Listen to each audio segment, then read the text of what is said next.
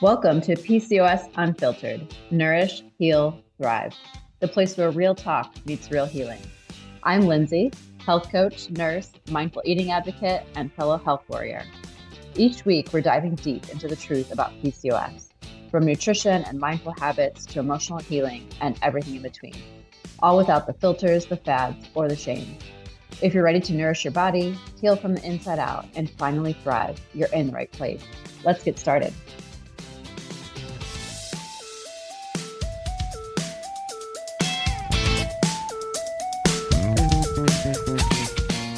Welcome.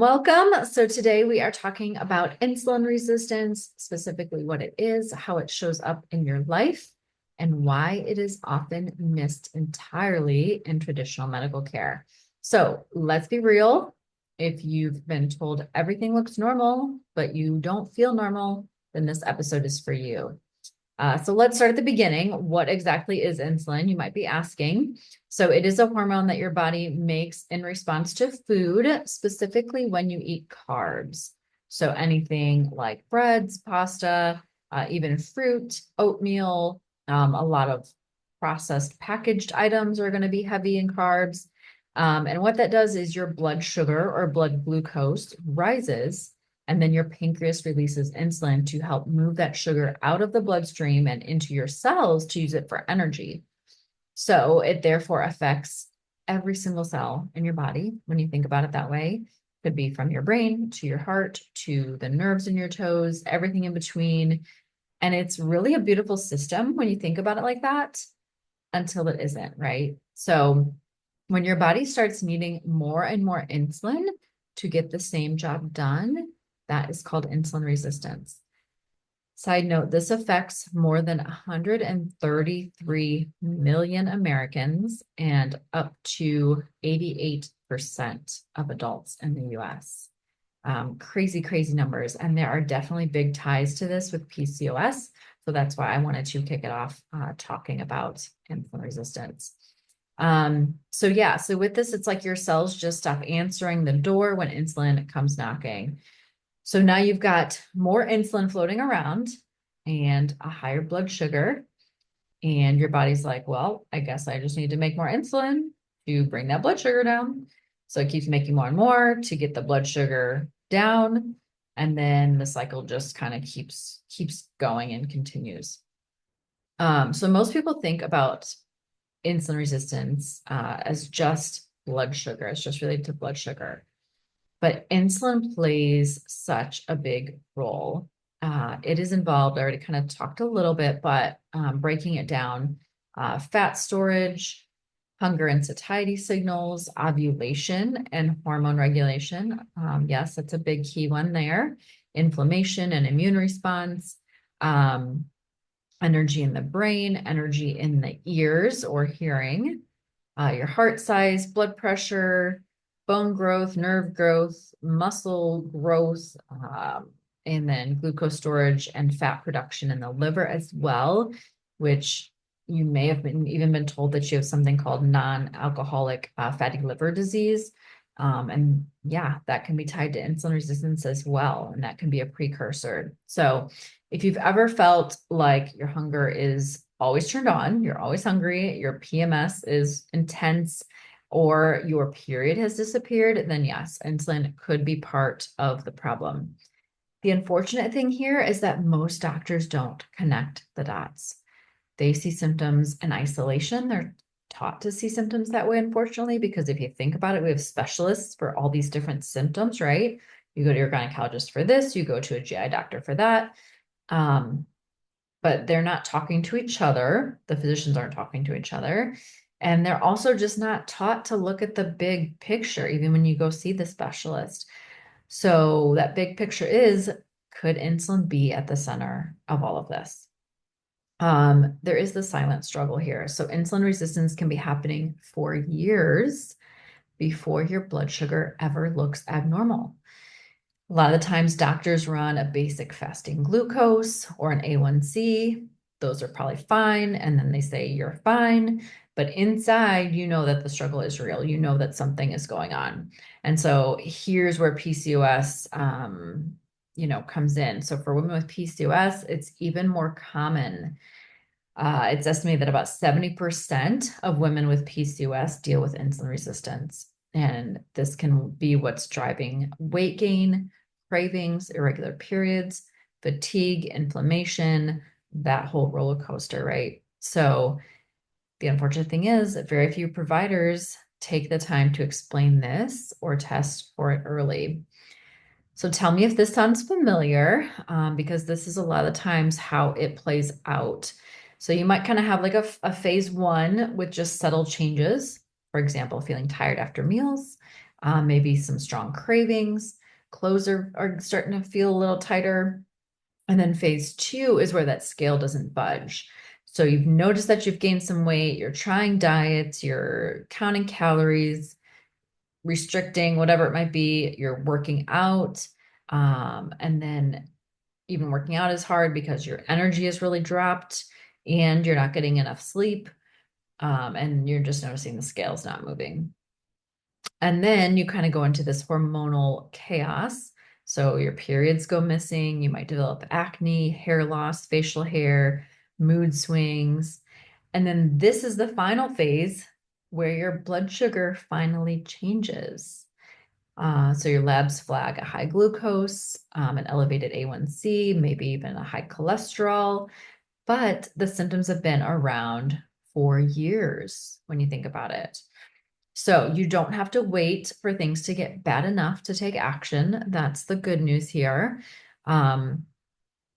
You might be experiencing, I want to cover these symptoms again, might be experiencing some of these symptoms or signs that you could be insulin resistant. So belly fat that won't budge, feeling tired or foggy after meals, maybe hangry or shaky when you miss meals. Maybe you go into a really dark place if you miss a meal. Constant cravings, especially for sugary items, workouts that don't help with your weight, skin tags or dark patches on the skin. That is a really big one. I teach my clients that the skin is the largest organ of the body. Maybe you know this, maybe you don't, but the skin tells so much. And it gets missed because like things like that, we don't really associate with what is going on inside our bodies. So yeah, so skin tags and dark patches can also be a sign. And then normal labs, but you still feel off, right? There's probably a reason you went to the doctor, but then they say your labs are all fine and they just kind of send you on your way. Those could all be signs of insulin resistance. So this does not come down to a willpower issue. It comes down to biology, but it can change. So imagine insulin is the key and your cells are the lock. So that lock starts getting rusty and your body keeps trying more keys, sending more keys to, or the keys again are the insulin, sending in more insulin to open up that cell or that lock. And the thing is, your glucose levels stay normal because those doors do actually open at some point, despite sending more and more insulin in. To open that door, but the doctors continue to see normal glucose and then assume all is well.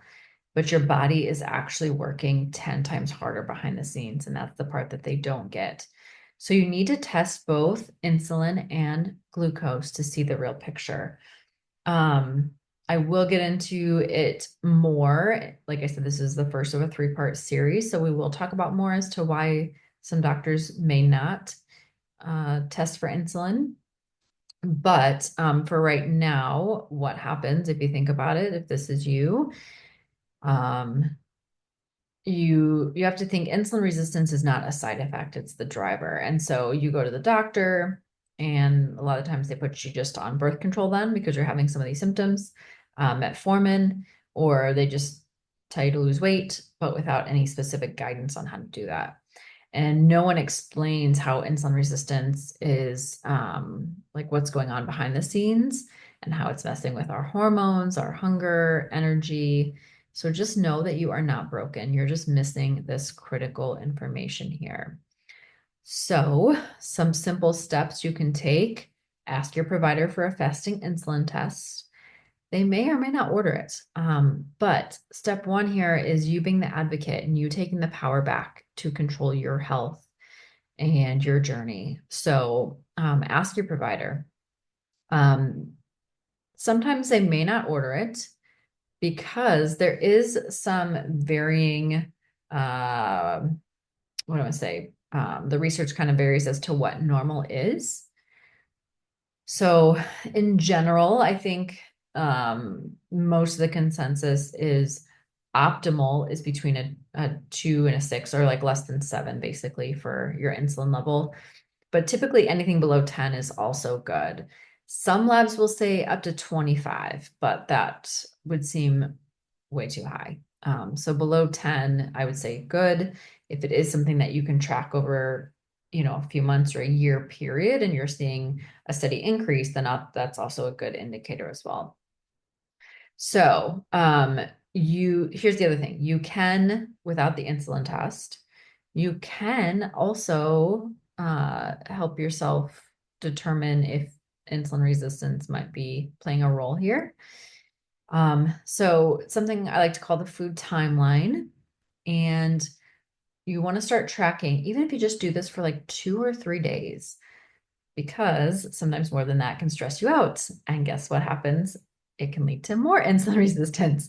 So, just a couple days, but start by tracking how you're feeling at the start of a meal, maybe how your energy is, if you're having a craving, like why you're actually eating that meal. Is there a certain hunger going on?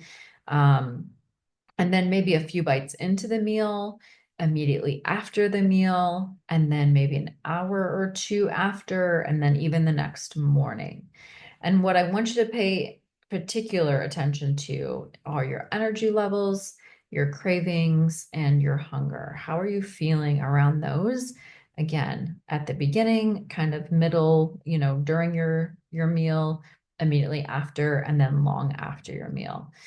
Because your body is telling you something. You just need to listen, and this is a great tool to help you listen.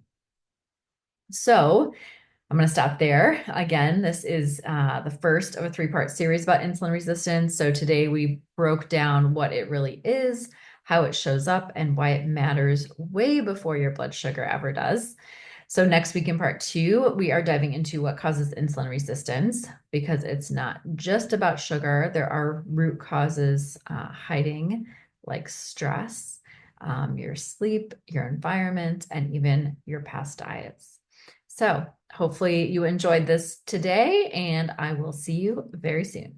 Thanks for tuning in to another episode of PCOS Unfiltered. If today's episode spoke to you, be sure to subscribe so you don't miss a thing. And if you loved it, a quick review would mean the world to me. Remember, healing is a journey, not a destination, and you deserve to feel empowered every step of the way. Until next time, nourish your body, heal your heart, and thrive like the boss you are.